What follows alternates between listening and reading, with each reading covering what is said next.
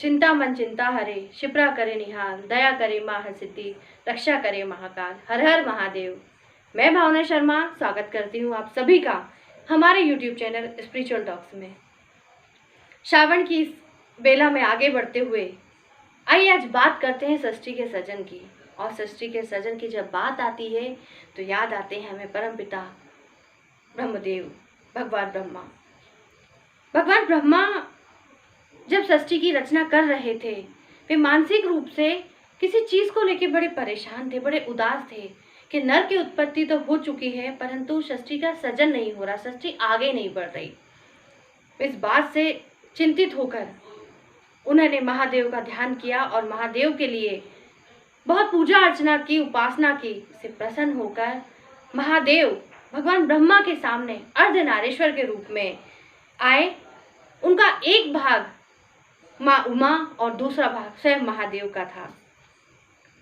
ब्रह्मा जी को देखकर महादेव ने एक ही बात कही कि ये अर्धनारीश्वर का रूप ही प्रतीक है इस षष्ठी के सजन का, क्योंकि आप सभी जानते हैं कि नारी के बिना सजन संभव नहीं है, क्योंकि सजन का दूसरा नाम ही नारी है।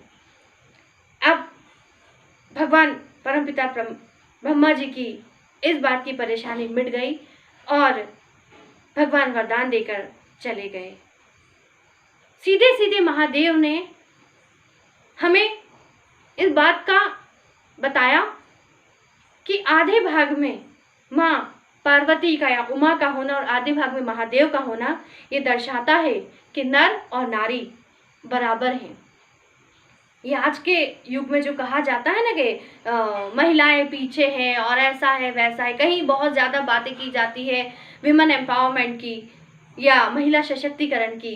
अरे सदियों पहले पौराणिक काल में ही ईश्वर ने बता दिया था कि नर और नारी बराबर हैं। फिर माँ सती ने का जो जन्म हुआ वो माँ उमा, माँ पार्वती की दोनों भ्रकुटियों के बीच में से एक शक्ति पुंज के रूप में प्रजापति दक्ष के यहाँ उन्होंने माँ सती के रूप में जन्म लिया और इसी के साथ षष्ठी का सजन प्रारंभ हुआ। कहते हैं षष्ठी के सजन के लिए एक बार महादेव और माँ पार्वती एक हुए थे। और ये आप बात कहेंगे कि ये पौराणिक बात हो गई कि षष्ठी के सजन के लिए महादेव ने ऐसा ऐसा ब्रह्मा जी को आशीर्वाद दिया था और अर्धनारीश्वर के रूप में वे सामने आए थे। इस सारी बात का उल्लेख, इस सारी कथा का वृत्तांत का उल्लेख शिव पुराण में दिया गया है। आज वर्तमान समय में भी अगर देखा जाए तो हमारे सामने की ही बात है। भगवान भोले भंडारी और माँ सती का मिलन हुआ। अब आप सोच रहे होंगे कैसे? अरे सोमवार की ही बात है, हर और माँ हर सिद्धि का मिलन। सोमवार की शाही सवारी, महाकाल की सवारी, उज्जैन की सवारी आप सभी ने देखा होगा। और सवारी से पहले पूरा प्रशासनिक अमला, पुलिस अधिकारी, बड़े आला अधिकारी सभी बड़े परेशान थे, क्योंकि इस समय हमारी षष्ठी, हमारा पूरा विश्व जूझ रहा है कोविड-19 कोरोना वायरस महामारी से। इसके चलते भक्तजनों से निवेदन किया गया था, अनुरोध किया गया था कि आप सवारी में सम्मिलित ना हो। बाबा महाकाल निकलेंगे अपनी प्रजा से मिलने, अपनी प्रजा का हालचाल जानने, परंतु आप अपने घर में रहें, क्योंकि ये समय है सोशल डिस्टेंसिंग का। आप लोगों को एक दूसरे से दूरियां बना के रखनी है। क्या आप लोगों को लगता है कि सिर्फ प्रशासनिक अमले के रास्ता बदल देने से और उनके एक नए नियम बना देने से कि इस बार बाबा महाकाल नए रोड से या नए मार्ग से अपने प्रजा से मिलने जाएंगे और बाबा महाकाल की ये बात हो जाती? किसने रोका है आज तक बाबा महाकाल को? मेरा ये प्रश्न है आप सभी से। बाबा महाकाल क्या चाहते तो वो अपने ऐतिहासिक रास्ते, जहाँ से सदियों से बाबा महाकाल अपनी प्रजा से मिलने जाते थे, उनकी शाही सवारी जाती थी, कोई रोक सकता था? कोई नहीं रोक सकता था।